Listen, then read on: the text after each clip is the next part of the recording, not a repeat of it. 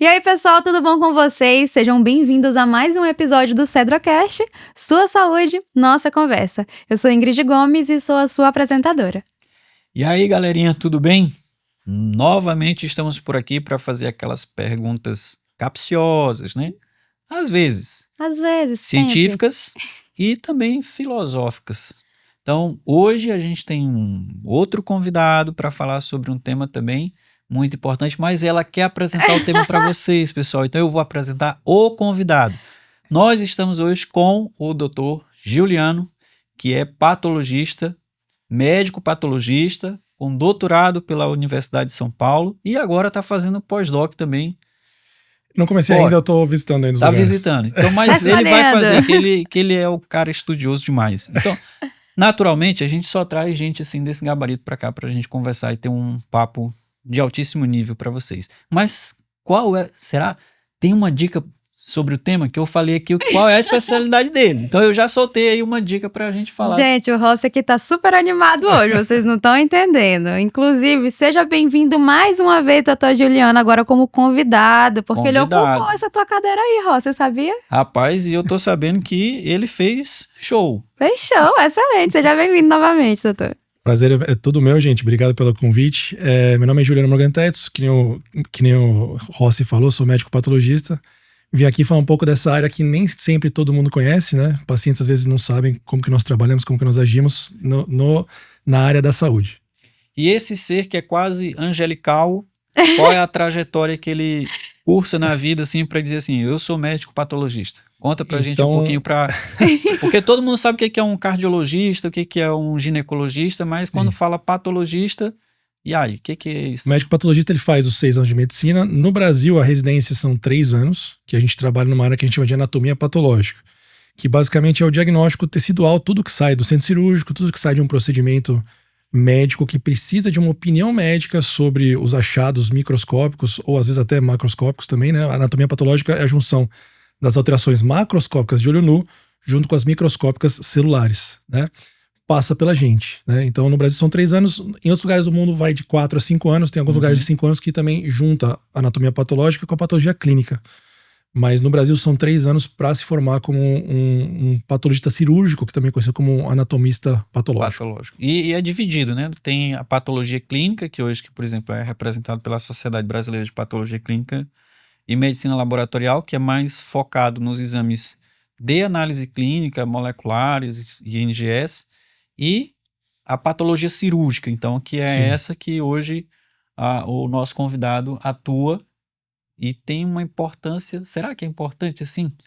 Porque a gente vai ver que as decisões médicas, elas são baseadas em torno de 70% ou mais com os achados da patologia. Isso varia de área para área, mas na oncologia clínica, por exemplo, é um pouco mais, nas outras áreas clínicas um pouco menos, mas realmente nesse diagnóstico tecidual, né, quando você quer extrair respostas da célula, do tecido, da morfologia, né, você dá essas informações numa equipe multidisciplinar que vai usar essas informações para tratar o paciente da melhor forma possível. Então precisa de informações que sejam rápidas, que sejam precisas, e que sejam úteis, né? Sim. Que às vezes você dá muita informação que não serve para muita coisa, né? Sejam informações que sejam acionáveis, né?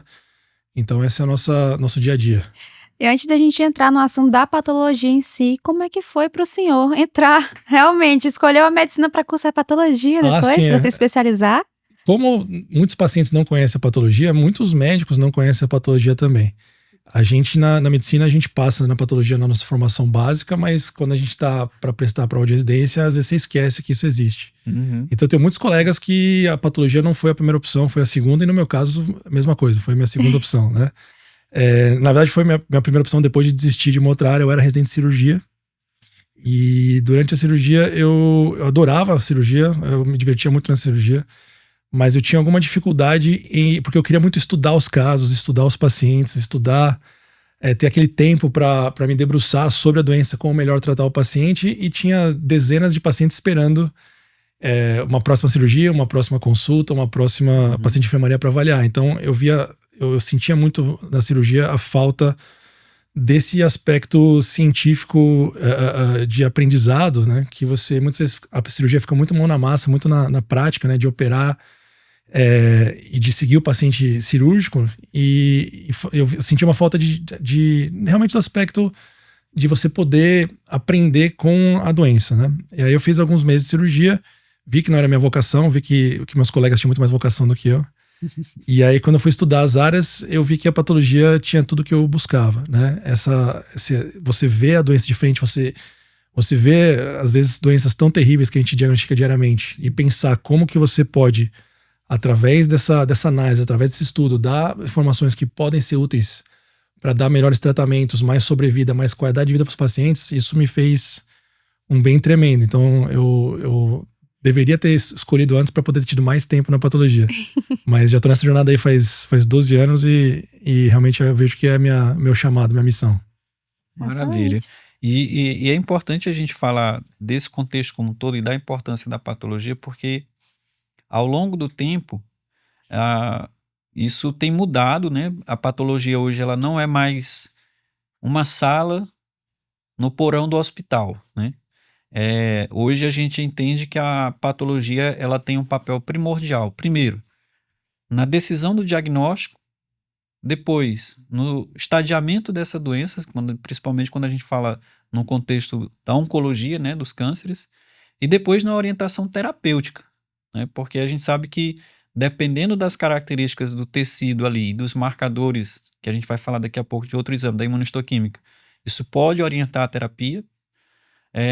O médico patologista, ele ocupa um papel hoje dentro da equipe multidisciplinar importantíssimo. Então, não é só olhar um tecido de pulmão, um tecido de próstata, de mama, escrever um monte de coisinha lá no papel e entregar para o médico que solicitou, né? Mas é participar ativamente das discussões do caso clínico, orientar em casos de dúvida o que foi visto, o que não foi visto, o que o laudo está querendo dizer, porque às vezes o que a gente escreve, a gente tenta escrever no laudo, né, aquilo que, pensando como o clínico que solicitou, como o cirurgião que solicitou, vai entender. Porque para a gente, às vezes, parece ser muito plausível o que está escrito ali, né? Mas nem sempre para o colega está tão assim claro e lúcido aquilo ali.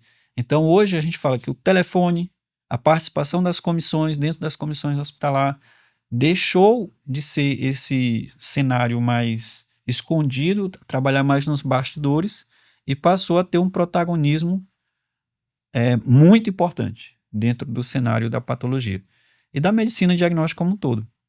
E nisso, com certeza, teve alguns avanços que a gente vai já falar sobre alguns avanços da patologia que, inclusive, aqui no Maranhão aconteceu em parceria com os nossos patologistas e com o Laboratório Cedro. Mas eu vou deixar para ele comentar sobre esses avanços daqui a pouco. E eu sei que ela fica ouvindo a gente falar assim, ela fica com um monte de perguntinhas, um monte de coisinha pra... Eu fico com muitas perguntas. Eu tenho vários momentos de consulta, como no episódio que a gente gravou anteriormente, que o senhor aproveitou para falar muitas coisas, para fazer muitas dúvidas. Justamente... E sobre essa questão de dúvida que tu falou, né, Rossi? Com os médicos, quem tá acompanhando. Depois do episódio que a gente gravou com o Dr. Juliano sendo host junto comigo, acabou o episódio, normalmente o pessoal aqui acha que a gente vai logo embora, né? Mas não, a gente fica conversando um bom tempo. Uhum.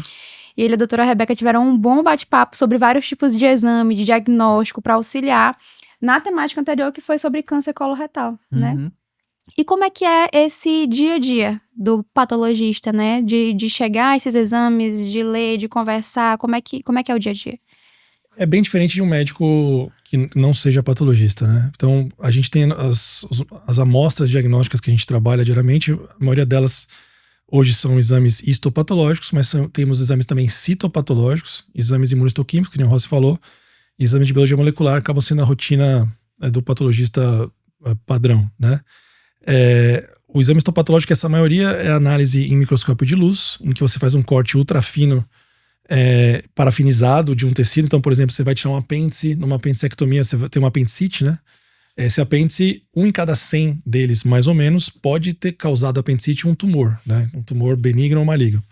Então, para saber se esse paciente tem esse azar, né, de estar nesse 1 em cada 100, toda apêndice que sai numa apendicite vai para pra gente, né? Então nós fazemos análise de todo o tecido, vemos se tem qualquer chance de ter alguma doença adicional além da apendicite, por exemplo, né? Quando isso é detectado, a gente faz análise de qual doença, como que se trata, qual que é o prognóstico, né? Qual que é a gravidade, nenhuma doença é igual a outra. Então a gente precisa saber direitinho como individualizar isso para o paciente, o que acaba sendo desafiador, porque você está só com um pedaço do paciente, você não está com o paciente inteiro, né?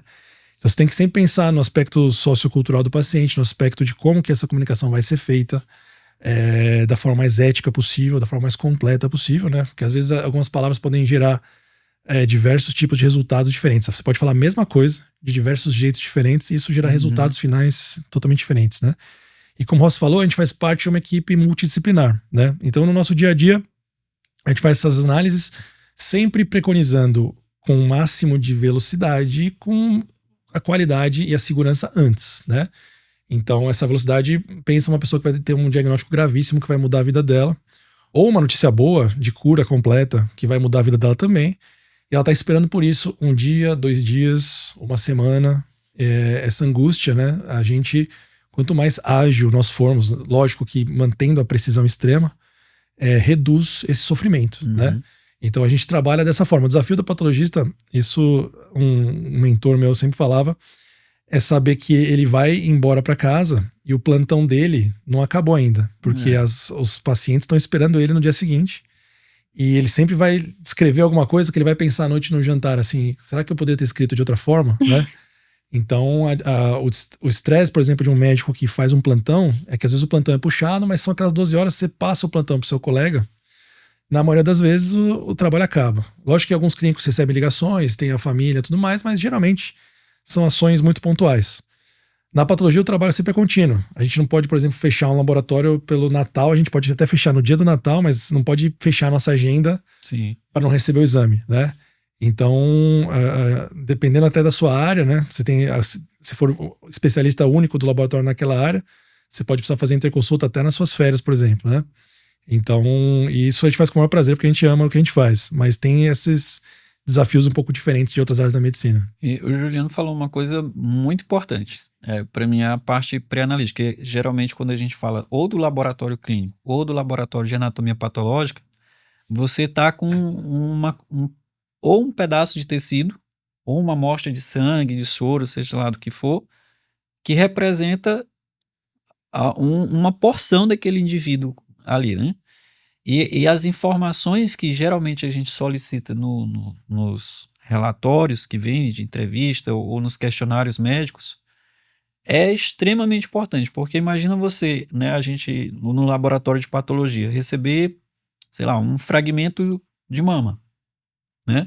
Receber um fragmento de mama e não vem absolutamente nenhuma informação clínica daquele paciente.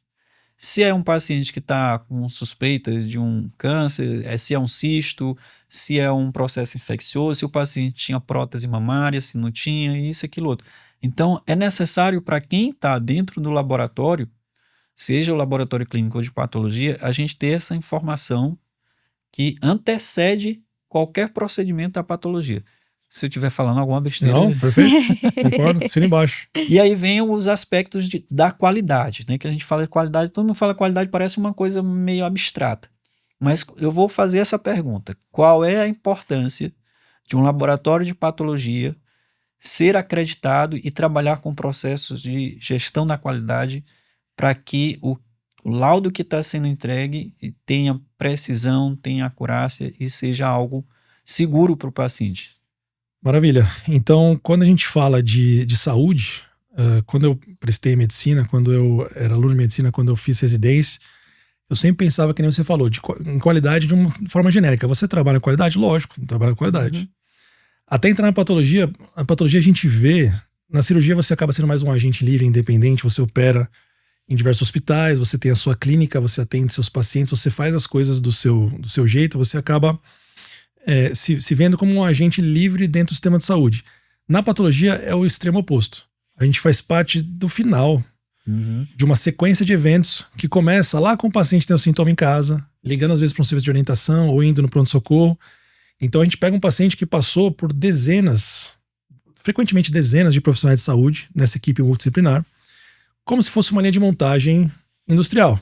Que a gente quer que, do momento que ele tenha o sintoma até o momento que ele chegue pra gente, que a gente vai dar às vezes o diagnóstico, esse intervalo seja o mais curto possível, com a menor repetição possível de novas biópsias, de novos exames, e com, por exemplo, eventuais não conformidades, eventuais erros que possam acontecer. Todo ser humano ele tá suscetível a erro. Todo mundo lembra na sua vida algum médico que o atendeu que poderia ter sido melhor. Né? Isso é inevitável. Sim. Todos nós, isso faz parte da experiência humana. Né? E aí, participando do laboratório de patologia, participando da gestão do laboratório de patologia, eu fui entender o que era realmente qualidade. Então, a qualidade, ela vem da indústria, né? Vem da Idade Média. Parêntese, porque ele não é só médico patologista, ele também é gestor. Sim, exato. Ele tem propriedade para falar muito bem disso, que ele consegue gerenciar aí o laboratório que eles têm. Exato. A qualidade, ela vem da Idade Média, evoluindo com a parte da Revolução Industrial, para garantir que o produto final satisfaça a expectativa de todos os stakeholders, todas as partes envolvidas, né? Isso vale para clientes, colaboradores, mercado e comunidade.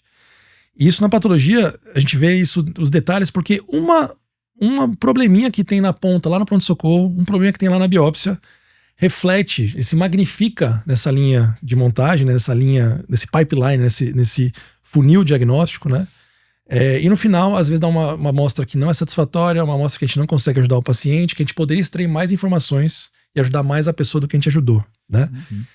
E quando você começa a estudar sobre qualidade e ver a importância disso, você começa a aprender a manipular ferramentas que você começa com pequenas mudanças em processos, em que um laudo ajudaria um paciente, uma mudança de processo ajuda milhares de pacientes, né? Exato. Então você vai rumando sempre, né? A perfeição nunca existe, nem nos melhores hospitais do mundo, mas vai ser sempre rumando a você ser melhor amanhã do que você é hoje. Então a patologia me fez ver que até no atendimento mais primordial de saúde da família, lá no interior, você consegue ter esse foco em qualidade, né? E melhorar a vida não só de pessoas, como de populações, né? E doutor, assim, quais são os principais equívocos que algumas pessoas têm a respeito da patologia? Boa pergunta. Ela estava aqui, ó, só a primeira de todas, que muitas pessoas ficam surpresas, que nós somos médicos, né? Então, que nós fizemos faculdade de medicina. A ideia, né? Muitas pessoas não conseguem separar o que é análise clínica do que é anatomia patológica. Então, a anatomia patológica é um processo extremamente artesanal, que é bem conservado há mais de 100 anos. É um processo muito parecido. Se adicionaram novas técnicas, mas o core das técnicas mudou muito pouco. Algumas automatizações aqui e ali, mas ainda assim ele reside sendo muito artesanal. Sendo artesanal, ele é suscetível às subjetividades do processo artesanal. Por exemplo, se eu vou fazer um laudo de um exame histopatológico de uma mama, de uma mastectomia, um paciente que teve um câncer de mama e fez a retirada desse câncer, eu preciso dizer qual que é o câncer, confirmar o achado da biópsia, quais são os marcadores acionáveis, se confirma o achado da biópsia ou teve alguma mudança, os marcadores de terapia-alvo. Se o câncer foi retirado totalmente, a gente chama isso de margem cirúrgica. Então, se a margem está comprometida, isso quer dizer que o câncer foi retirado, mas sobrou uma parte dele. Essa paciente precisa voltar e reabordar esse câncer. E alguns marcadores que vão dizer se esse câncer vai evoluir bem ou se vai evoluir mal. Isso tudo depende, por exemplo, de uma amostragem. Então, essa amostragem é feita por profissionais de saúde, uma equipe de profissionais de saúde guiadas pelo médico. E fazendo bem uma analogia, é como se eu tivesse te dado um pedaço, né, fotos. Uma crina, um casco, o som de um animal relinchando, e pergunto pra você que animal que é esse. Você pode falar que é um cavalo e ser uma zebra, né? Porque a gente no microscópio vê partes disso, né? Então você pode botar alguém muito experiente que vai ver figurinhas, que vai comparar com o que tá vendo, isso eu acho que é esse diagnóstico, isso que é aquele, mas se não for uma pessoa que está envolvida com toda essa pipeline, todo esse funil, desde o momento que o paciente vai no pronto-socorro, saber essas informações, como o Ross falou, que são fundamentais, até o final, você não consegue interpretar esses achados para chamar zebra de zebra e cavalo de cavalo, né? Mesma coisa com nossos diagnósticos. Então uma dúvida frequente é essa, que se é médico ou não. Então nós precisamos ser médicos, mas nós não somos muito conhecidos porque a gente trabalha mais no backstage. Nós somos mais médico a médico do que médico ao paciente. Apesar de a gente exercer frequentemente funções de orientação de pacientes, a grande maioria das nossas ações são entre médicos, né? Outras dúvidas que o pessoal tem, outras curiosidades, eu acho que muitas pessoas não sabem que a área da atuação da patologia não é só no diagnóstico médico, né? Desculpa, no diagnóstico laboratorial. Existe, por exemplo, o exame post-mortem, né, as necrópsias. Quem faz as necrópsias que são não causa externa, que são as de SVO, né, Serviço de Verificação de Óbitos, é a patologia. Então, o patologista que entende o processo de saúde e doença avalia as mortes naturais. Então, qualquer pessoa que tiver a dúvida da causa-morte de um paciente pode solicitar o envio desse paciente com autorização da família para o SVO, e um patologista vai fazer esse diagnóstico. Diferente do IML, que são causas externas, que daí já é uma ação jurídica, né, de uma ação policial jurídica, que são evidências, às vezes, de um crime ou de um possível crime, que aí vai para o IML. Esses aí são médicos legistas. Mas nós fazemos as mortes de causas naturais. Poucas pessoas sabem disso, né? Eu não sabia também. Aí quando eu falei, as pessoas ficam assustadas comigo. Eu acho que eu sou tipo o Dexter da série, né? Então assim, não, né? Nós somos normais, né? Mais ou menos. Mais ou menos. Cara, e tem uma outra coisa que tu falou aí. Eu pesquei aqui e assim... A gente sabe que nem todo serviço de patologia, nem todo laboratório de patologia vai ter uma equipe de patologista que esteja disponível para estar dentro do centro cirúrgico, no momento que está acontecendo a cirurgia. E aí você de casa pode perguntar, mas para que o patologista dentro do centro cirúrgico? Né? O médico vai lá operar, não vai tirar o fragmento e mandar para o laboratório? Sim, ele vai fazer isso. Né? E onde que entra, ou eu estou falando abobrinha, da importância de um patologista dentro do centro cirúrgico? Bom, você falou muito bem, está certíssimo. Na verdade, no Brasil hoje tem muitos laboratórios que não tem nem o patologista dentro do laboratório. Né? Então, muitos serviços que acabam às vezes terceirizando e reterceirizando o exame da patologia. Isso acontece em locais de baixo acesso, né? Sim, sim. Mas o patologista estando engajado, envolvido com a equipe na ponta da lança, nessa equipe multidisciplinar, é o primeiro passo fundamental para um bom diagnóstico. O segundo passo é isso que você falou. O patologista está dentro do centro cirúrgico, né? Então, os serviços como o Laboratório Cedro, nossa equipe, a gente consegue fazer o exame intraoperatório. Basicamente, a gente tem um outro tipo de exame que eu não mencionei aqui, que é o nosso exame intraoperatório. Temos duas modalidades. Uma que a gente chama de ROSE, que em inglês quer dizer Rapid On-Site Evaluation, e outro que é o exame intraoperatório. O ROSE, ele tem uma intenção, basicamente, de dizer que a amostra ela é satisfatória em um procedimento de risco ou de desconforto. Por exemplo, você vai biopsiar uma amostra de pulmão, né? Então, se o paciente está respirando, está fazendo tomografia, você vai fazer um acesso pulmonar, tem chance de risco de sangramento e tudo mais. É ideal que você não precise voltar no pulmão novamente. Ainda mais que vai ter hemorragia, pode ter alterações que vão prejudicar uma nova biópsia. Então, o radiologista ele faz o acesso, chama o patologista, nós levamos nosso material até a sala dele e nós temos 5 minutos para dar um diagnóstico de se a amostra ela tem celularidade, se a celularidade ela é suficiente para o diagnóstico, para que não precise voltar depois. Sim. Diferente do exame intraoperatório. O exame intraoperatório responde perguntas mais sofisticadas, mais complexas. Então, e a gente tem 20 minutos para dar esse resultado. Isso já é feito no centro cirúrgico. A gente usa um maquinário que é o criostato, que corta a menos 20 graus, menos 30 graus Celsius a amostra, para a gente dar essa resposta em 20 minutos de algumas perguntas que o cirurgião possa fazer. Por exemplo, perguntas frequentes que a gente responde. Se o tumor foi removido na totalidade. Então, por exemplo, tem um tumor de pele numa área delicada, nariz, por exemplo, ele retira o tumor de pele e quer saber se o tumor saiu na sua totalidade, para não precisar voltar e gerar mais transtorno estético e funcional para o paciente, né?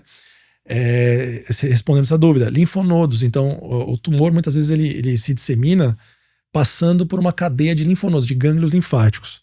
Esse linfonodo, se ele está acometido, ele justifica você prosseguir com a cirurgia arrancando mais linfonodos. Sim. Se ele está negativo, você pode parar ali a cirurgia e só fazer a remoção do tumor primário, né? Então, a avaliação desse linfonodo nós fazemos frequentemente, principalmente em exames de mama, por exemplo, exames de tumor de endométrio, né? Em cirurgias de mama de endométrio. E algumas outras perguntas que o médico possa vir a fazer. Se o tumor é maligno, se o tumor é benigno. Às vezes é um achado intraoperatório, ele vai fazer uma cirurgia. Já tivemos casos de uma gastrectomia vertical, uma gastroplastia para o paciente fazer a cirurgia de redução de peso. E aí, na hora da cirurgia, encontra algum tumor na cavidade abdominal, por exemplo. Aí, poxa, será que já estamos aqui, podemos fazer a remoção desse tumor? Ele tira um pedaço do tumor e pergunta pra gente, isso é benigno ou é maligno? A gente dá a resposta para ele, né? Então, não é um laudo completo como o exame histopatológico, ele serve para direcionar apenas para perguntas específicas e rápidas, mas a gente serve para ser os olhos microscópicos do cirurgião durante o procedimento. Foi exatamente disso aí que eu fiz essa pergunta, porque quando ele fala da margem, né, para saber se o tumor foi removido na sua totalidade, a minha pergunta foi exatamente intencional nesse sentido, de saber se a presença do patologista dentro do centro cirúrgico é algo factível nos dias de hoje, mas a gente sabe que, como tu bem colocaste, nem todo laboratório sequer tem um patologista dentro do laboratório, né? E isso é muito importante. Então, se a gente puder deixar um recado para a população em geral, é que antes de buscar um procedimento para fazer uma biópsia dentro do hospital, se certifique se esse serviço conta com uma estrutura de patologia adequada, se ela tem um patologista disponível para fazer esses procedimentos dentro do centro cirúrgico e se tem uma equipe qualificada, porque muitas das vezes não tem uma equipe de patologistas experientes, como a gente já falou aqui, estamos suscetíveis a erro, né? E alguns vieses que vêm, por exemplo, de uma amostra insatisfatória, que vai precisar rebiopsiar, às vezes as informações trocadas, né? Um exemplo clássico que a gente já viu na história acontecer é: você tem um achado que vai precisar fazer uma cirurgia para retirar o rim, e você viu que esse problema é no rim direito. Aí, na hora de fazer a retirada, você diz que é o rim esquerdo. E vem uma biópsia, por exemplo, um fragmento para o patologista de um rim que foi removido, que em tese está normal, e o que era problemático ficou lá. Ou o contrário, né? Às vezes a informação vem e o patologista vê o achado patológico, pode ser uma neoplasia ou uma outra doença qualquer, e se ele disser assim, principalmente quando a gente tem os órgãos pares, né? Se ele disser que o problema está no rim esquerdo e a orientação cirúrgica for para remover o rim esquerdo, mas o problema está no direito, o cirurgião pode ir lá e equivocadamente retirar um órgão. Isso já aconteceu em algum momento da vida do patologista ou não? Não, todos os médicos, né? Todos os patologistas, todos os médicos cruzam na sua vida com o que chama de iatrogenias, né? Iatrogenia é uma situação que o médico causou, né? Isso é inequívoco que todo médico vai participar de um processo desses na vida dele. Só que como o paciente escolhe o seu cirurgião, né? Como o paciente escolhe o seu mastologista, o paciente escolhe o seu urologista, ele não vai conseguir muitas vezes escolher o seu patologista. Mas por isso que é fundamental que o cirurgião escolha o seu patologista. Tem um patologista para chamar de seu. Exatamente. E nesse processo dessa escolha do seu laboratório, do seu patologista, um processo de seleção envolve também selos de acreditação. Você dizer que alguém é bom é diferente, ou você dizer que você mesmo é bom, é diferente você ter um processo de auditoria para dizer isso, né? Então, todos nós temos nossas qualidades, nossos defeitos. O patologista é um profissional que tem também cada uma das áreas, mas conversar isso como médico com os seus colegas patologistas e com o paciente, conversar isso com o médico é cuidar o melhor possível da sua saúde. Perfeito. Eu fiquei impressionada foi com duas coisas na sua fala. A primeira é o tempo que vocês têm dentro da sala de cirurgia. Sim. De 5 minutos e 20 minutos. Para algo que assim, artesanal. E que vocês também têm a capacidade de levar um laboratório de vocês também para dentro do centro cirúrgico para fazer tudo isso que nem um flash. Sim, o criostato ele é fixo, né? Ele é um equipamento pesado, então ele fica no centro cirúrgico já, é organizado isso com o hospital. Mas o Rose eu acho muito dinâmico, muito interessante o exame, eu acho muito atraente o exame, porque ele realmente envolve o patologista, ele se movimenta com todo o material sem o criostato. Ele usa o exame citopatológico para fazer essa avaliação de celularidade, né? E o Rose ele é em 5 minutos porque cada minuto conta, principalmente em relação a sangramento e abordagem de locais mais arriscados. Então, por exemplo, a gente às vezes pega lesões em biópsias hepáticas e o fígado pode sangrar bastante, né? Lesões até hemorrágicas, então hemangiomas, adenomas são lesões que sangram muito. Às vezes até procedimento de CPRE, que é colangiopancreatografia retrógrada endoscópica, que o acesso é muito difícil. Facinho memorizou aí esse nome, que é basicamente o acesso das vias biliares, né? Então também é um local muito arriscado, que o paciente pode às vezes ter infecção por tempo lá. E a congelação em 20 minutos que a gente tem no processo cirúrgico, quando você abre, por exemplo, uma cavidade abdominal, uma cavidade torácica, você tem o que chama de resposta metabólica ao trauma, que é uma tríade que envolve tanto a hipotermia, ou seja, a diminuição da temperatura do paciente, acidose, ou seja, o acúmulo de radicais livres no sangue do paciente, né? E a predisposição ao sangramento, alterações de coagulabilidade, que cada minuto anestesiado do paciente diminui a sobrevida relativamente, né? E a morbidade, ou seja, como é que ele se recupera depois da cirurgia, né? Então a gente corre contra o relógio, porque cada minuto que a gente deixa para dar o diagnóstico é um minuto que o cirurgião está parado, que o paciente está sob anestesia e está sofrendo risco, né? Então essa pergunta que o cirurgião tem que fazer, ela sempre é direcionada, é feita de uma forma muito ética e responsável, se ela tem que ser necessária, né? Ou seja, tem que ser uma pergunta que vai mudar o direcionamento da cirurgia, né? Por exemplo, margem livre, paramos aqui, margem comprometida, abordamos ainda mais, né? Porque isso realmente pode impactar no prognóstico do paciente, por isso que a gente tem que ser rápido. Zero pressão.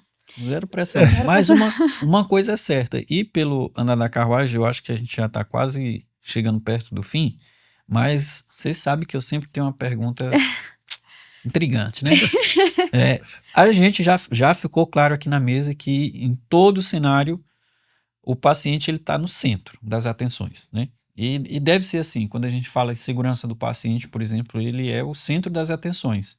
Então, desde do próprio ato da consulta médica até os desdobramentos dessa consulta, o encaminhamento dele para fazer um processo de uma coleta, de uma biópsia, depois o laudo da biópsia, depois o tratamento que vai ser realizado ali para esse paciente ou desenhado para ele, depois o segmento desse paciente, né, que não é só assim, tá aqui o laudo da biópsia, depois esse paciente tratou, e agora, o que faz, né? Às vezes esse paciente vai voltar para ser reavaliado e ver se por se tratar de uma doença que pode ser regressiva, né? Como um tumor. Será que ele entrou em remissão desse tumor? Será que ele não entrou? Será que ele teve uma recidiva? Será que veio outro tumor? Resumo, o paciente está no centro das atenções. Mas, né? Inteligência artificial. Hoje na patologia, os otimistas vão falar que a inteligência artificial, as várias técnicas de aprendizado de máquina, vão ser capazes de aprender a fazer o que o nosso cérebro faz. Que, em trocadilhos, a gente aprende a reconhecer o que é um padrão normal e o que é um padrão alterado, né? E o que isso significa, né? Você vai dar a famosa sintaxe ali do negócio. Mas e aí? Existe inteligência artificial hoje já na patologia? Existe algum avanço tecnológico na patologia, como a gente vê telemedicina? Será que tem telepatologia? Será que não tem? O que a gente tem hoje para a gente continuar a nossa conversa em um outro episódio, mas para hoje, vamos deixar essa pergunta. O que a gente tem? E vou dizer, tem perspectiva da IA um dia substituir o patologista? Opa, essa pergunta muito boa. A IA quer substituir todo mundo. Não, essa pergunta é muito boa. É um tema que me interessa muito. E me interessa muito porque a patologia do cérebro, nós somos 100% digitais há 2 anos. Iniciamos nossa trajetória de patologia digital já faz 5 anos. E nessa trajetória, o norte sempre foi esse, né? Sempre foi a gente poder ajudar nossos pacientes com o melhor diagnóstico estado da arte da inteligência artificial. Porque você consegue ver que em muitas áreas ela consegue trazer mais velocidade, mais precisão para o paciente e melhorar o prognóstico de pacientes. Eu conheci no Ceará uma equipe da Unifor e da UFC que trabalha com IA, né? E conversando com eles sobre esse assunto, a gente estava fazendo pesquisas sobre isso. E eu achei muito interessante um conceito que às vezes a gente não pega muito, que é o que leva a IA a conseguir performar e fazer as funções melhores que seres humanos, né? É um processo que a gente chama de machine learning, que basicamente significa alimentar um algoritmo específico que compara, que nem você falou, o que é normal com o que é doente. Então eles tiveram um grande sucesso, esse grupo da Universidade de Fortaleza, lá da Unifor, que eles fizeram 300 exames de idade óssea. Então, para quem não sabe, idade óssea é um exame de radiologia que você vê se a pessoa vai crescer ainda ou não, para crianças que estão com problema de déficit de crescimento. E viram que nessas 300, 298 a máquina concordou com o especialista. E 2 discordaram. E foram revisar essas 2, a máquina acertou e o especialista errou. Então, conversando com esse especialista, a gente estava alimentando a base de dados com nossos exames. E ele estava muito frustrado sobre essa evolução. Enquanto isso, a gente estava nesse processo buscando algoritmos de IA, porque hoje existem algoritmos de IA na patologia pouquíssimos, na verdade só 2 são aprovados pelo FDA para especificamente câncer de próstata, que é um processo todo específico de parametrização, que no Brasil ainda não tem disponível. E aí nesse aspecto de aprendizado sobre machine learning, o que se vê na patologia? Diferente da idade óssea, a gente está falando de um exame de radiografia que sempre é na mesma incidência, o mesmo grupo de ossos, a máquina conta o número de ossos e vê as dimensões deles, né? Na patologia, a gente está falando de tecidos que são amostrados de topografias diferentes. Então, uma biópsia de pele da minha testa é diferente do meu tórax, que é diferente da palma das minhas mãos. É diferença de idade. Então, a biópsia de pele de uma jovem de 20... Quantos anos você tem? 25. De 25 anos. De um cara... de um idoso... Estou na minha idade aqui. De um senhor de 40 anos como eu, ou de um idoso de 70 anos, vai ser características totalmente diferentes. Então, você já aumenta a variabilidade do que significa ser normal. Somado a isso, você tem a variabilidade do que são as doenças que você avalia. Você está falando de centenas, milhares de doenças diferentes por órgão. Somado a isso, o processamento, que é esse processo artesanal que eu falei para vocês desde o começo. Então, como que essa amostra é coletada, como que ela é processada, qual que é a parafina usada, qual que é a coloração. Então, a nossa coloração tem umas que são mais roxas, umas que são mais rosas, umas são mais azuis, umas mais vermelhas. E qual que é a incidência do corte? Porque, como eu falei, cada exame macroscópico a gente pega esses pedaços do animal, que eu dei o exemplo do cavalo e da zebra antes, né? Então, isso faz com que o machine learning da patologia seja muito, muito desafiador. Não impossível, mas muito, muito desafiador. E o que começam a surgir no mercado? Algoritmos específicos para cada pergunta que você fizer. Ou seja, isso é um câncer de próstata ou não é? Tem uns que são bons para câncer de próstata de alto grau e ruins para câncer de baixo grau. Então, os que são bons para câncer de baixo grau e câncer de alto grau. Lógico que, com o passar do tempo, esses algoritmos vão se somando e vai tendo uma grande biblioteca desses. Qual que é o problema? Nosso sonho, né? Nossa ambição, aquela coisa meio dos Jetsons, né? Não da sua época, você não sabe o que é, mas dos Jetsons, né? Sim. Você não sei a minha idade. Era um desenho que falava do futuro, né? Eu conheço, tá? Só queria dizer que eu conheço. Tá? Só porque eu falei a minha idade aqui, tá achando muito nova, eu não sei quem Maravilha. Mas que você vai botar um tecido e a máquina vai ser o diagnóstico, né? Já teve grandes patologistas, o Christopher Fletcher já falava, desde que a patologia foi patologia, sempre surgia alguma técnica que iria substituir a patologia. Então, primeiro foi a microscopia eletrônica, depois a imunistoquímica, depois a molecular, depois o sequenciamento de próxima geração, que sempre imaginava que você ia botar um pedaço do tumor e ia ser o diagnóstico final. Essa técnica gerou um problema que a gente tem, que menos pessoas prestam patologia, com esse medo de ser substituído. E a demanda que era para ser uma coisa substitutiva gera um braço de trabalho adicional. O patologista da próxima década, ele vai ter que fazer a morfologia, que é o histopatológico, fazer o imunistoquímico, que é adicional, fazer a molecular, que é adicional. Aí a quarta camada de diagnóstico vai ser escolher o algoritmo, analisar o algoritmo e, a partir do algoritmo, saber se isso é acionável ao paciente. Então, por exemplo, câncer de próstata, o algoritmo vai dizer pra gente qual que é a chance desse câncer ser um câncer que vai evoluir mal, qual que é a chance que vai evoluir bem pelas características morfológicas do tumor. Então o patologista vai ter que selecionar, interpretar, dizer se é válido ou não. Isso vai adicionar mais carga de trabalho por exame. Então um exame que o patologista gastava na década de 70 1 minuto, hoje ele gasta 20 minutos para avaliar esse paciente, né? Isso vai gerar uma certa sobrecarga sobre o sistema. Então a gente está se adaptando, né? Cada geração de patologista tem o seu desafio, né? Sim. Hoje nosso desafio é estar pronto para isso, ou seja, nós estamos prontos, nós somos 100% digitais, mas ir assimilando conforme a Anvisa, conforme o FDA for liberando, sabendo treinar as novas gerações e sabendo que essa panaceia que a gente imaginava que fosse, ela é um degrau por vez, né? O Elon Musk falou que em 3 anos os cirurgiões iam ser substituídos pelo Megatron, qual é o nome? Cybertron, né? É um robozinho que ele tá desenvolvendo. Tem um nome, isso. Só que quem fala isso, então ele é muito bom em algumas previsões, ele já falou que a gente já tá em Marte desde 2018, a gente não tá ainda, né? Tem alguns erros, eu vi até uma matéria sobre as previsões mal sucedidas. Exato, do Musk, né? Mas quem fala isso que em 3 anos está substituído, nunca entrou numa cirurgia para realmente ver o desafio de uma cirurgia, inclusive uma cirurgia robótica, né? Que hoje é a grande coqueluche, então você vê o que é um sangramento, o que é uma conversão de uma cirurgia, que alguma coisa pode dar errado. Então, assim, o aspecto ético, médico, ele vai ser muito desafiador para como você implanta essas técnicas que vão vir ajudar o paciente. A verdade é que a gente precisa alinhar excesso de otimismo com expectativa real, né, das coisas. Exatamente. Então, assim, por exemplo, falar de patologia digital, 100% digital, só para a gente finalizar, explica um pouquinho o que é esse 100% digital.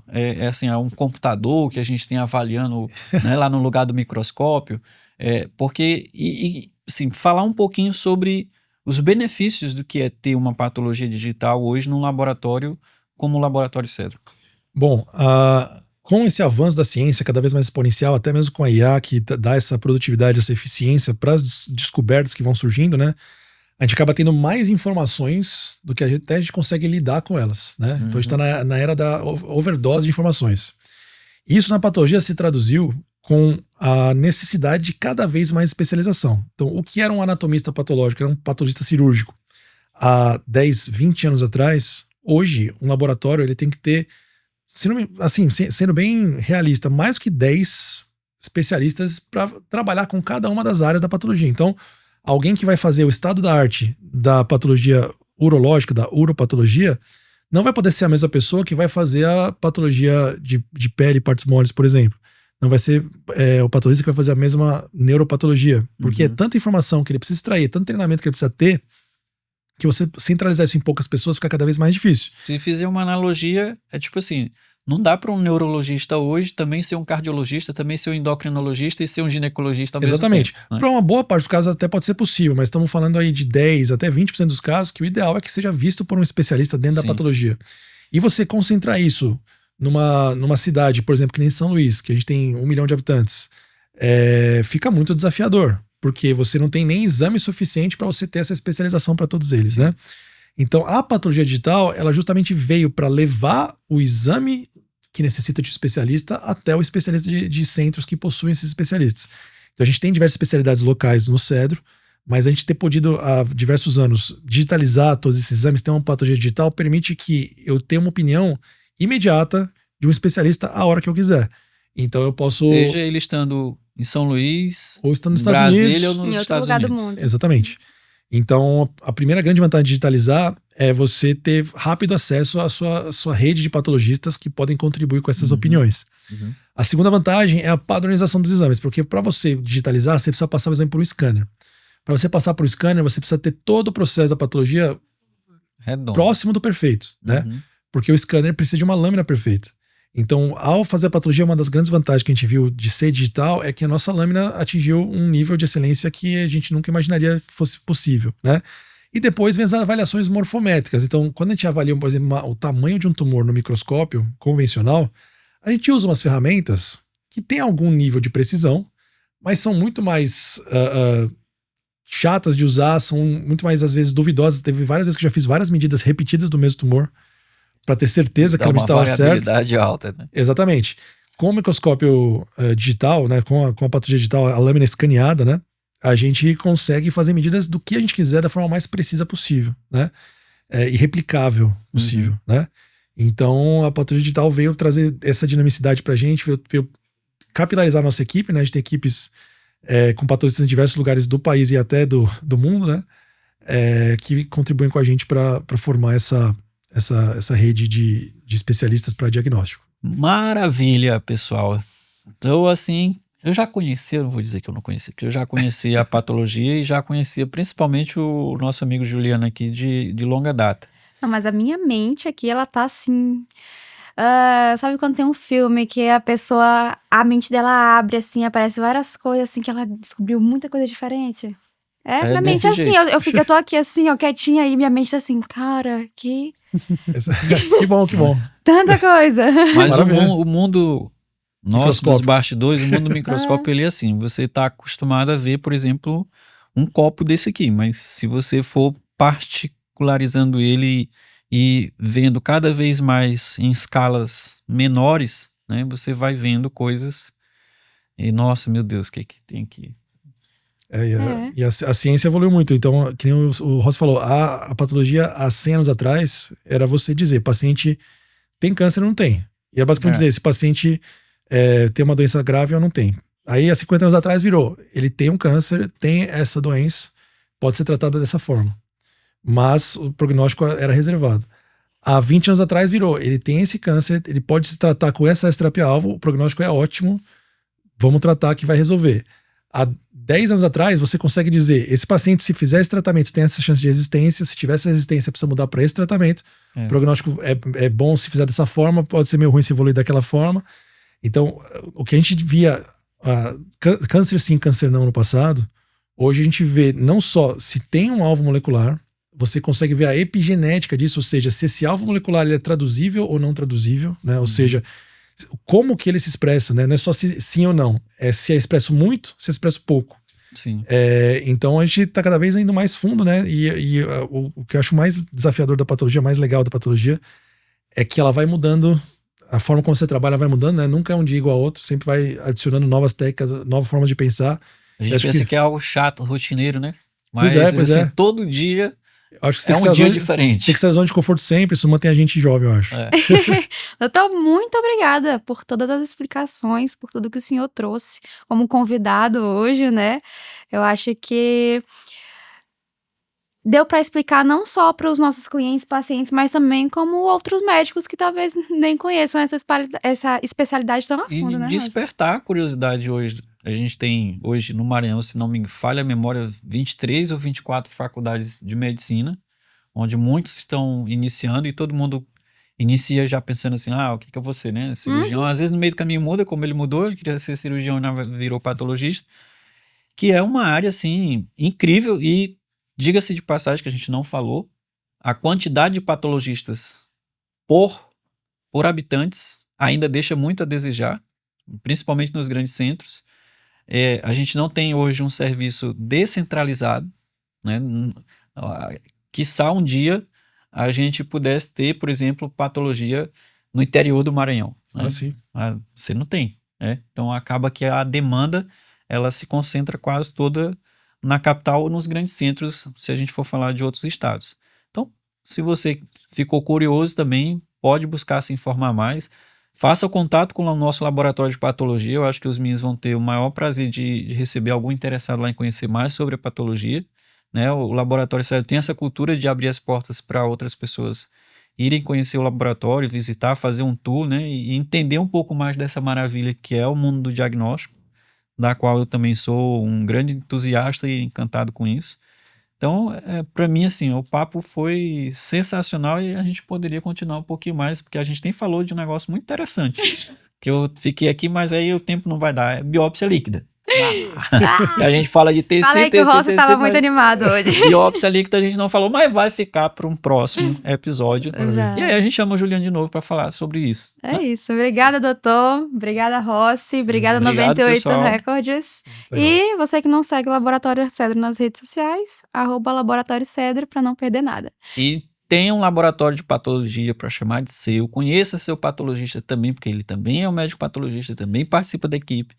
Se você é cirurgião, tem um patologista também para chamar de seu, né? Porque faz parte, como eu falei, o paciente ele está no centro das atenções. Para isso. E se precisar, espero que não precise, mas se um dia precisar de um exame de anatomia patológica com altíssima tecnologia, com pessoas altamente gabaritadas e com um processo de qualidade certificado, é importante falar isso, você pode contar com o Laboratório Cedro. Estamos aqui. Tchau, tchau, pessoal. Até a próxima. Tchau, tchau.